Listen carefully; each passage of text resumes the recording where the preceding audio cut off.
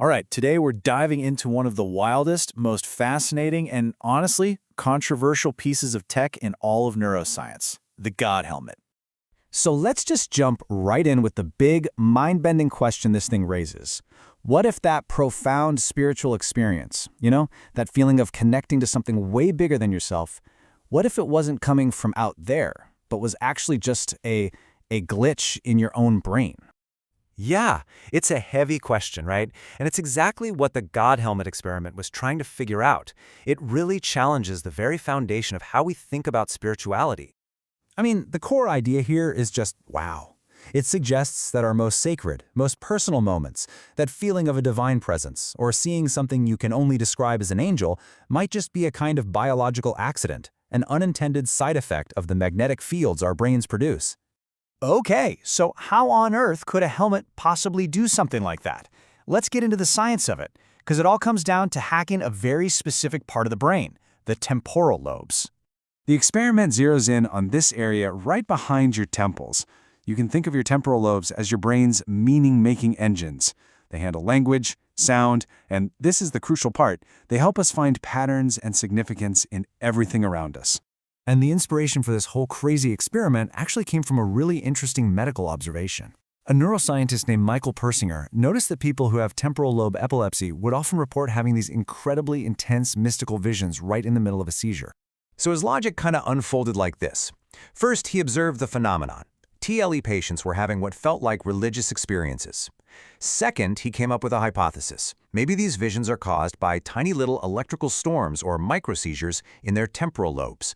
And that led to the third, most important step. Could he design an experiment to basically trigger that same effect in a perfectly healthy person? So the helmet does this using these very, very weak magnetic fields that are applied in complex patterns. We're talking just 1 to 5 microteslas. To put that in perspective, that's way weaker than the magnet holding a shopping list to your fridge. Persinger argued it wasn't about the strength, but about the complexity of the signal itself. Now we get to the part that became really famous, and frankly, the part that's the most eerie. It's an effect they call the sensed presence. Persinger's big theory for why this happens has a pretty technical name, the interhemispheric intrusion hypothesis. But don't worry, the idea is actually pretty simple. He believed the helmet's magnetic fields were just subtly disrupting the normal conversation that's always happening between the left and right sides of your brain. And this is the key to the whole thing. It's like we have two different selves living in our head. The left side is where our chatty, language-based sense of me lives. But the right side is different. It handles our sense of space, our awareness of the other, or the not me. So when the helmet causes a little hiccup in their communication, the left brain suddenly feels the activity of the right brain, but it doesn't recognize it as part of itself. It interprets it as somebody else being in the room. And this wasn't just some vague feeling. People really felt this. A typical report from someone in the study would sound just like this. They describe it as a tangible, almost physical sensation, a real feeling that another being was standing right there with them. This research was so radical, so out there, it helped kickstart a whole new field of science called neurotheology.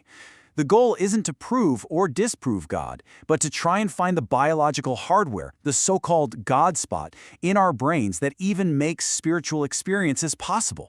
But, and this is a huge but, the story doesn't end there. Not even close.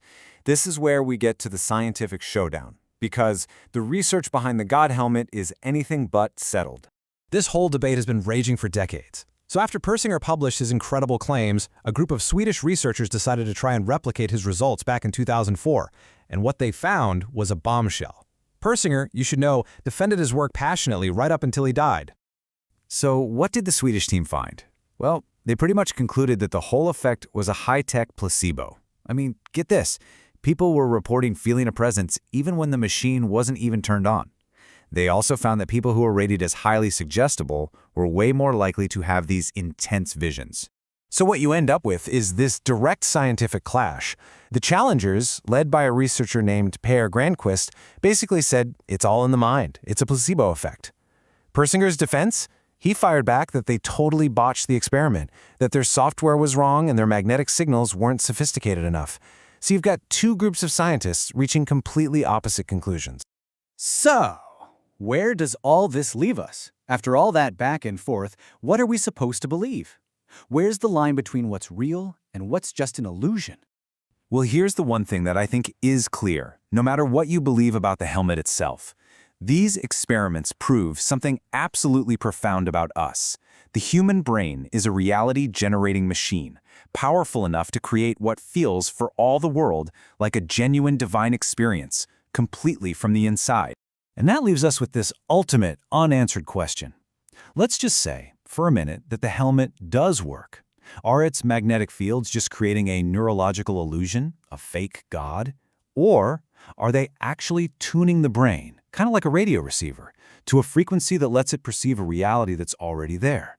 And that is a question that science, for now, simply cannot answer.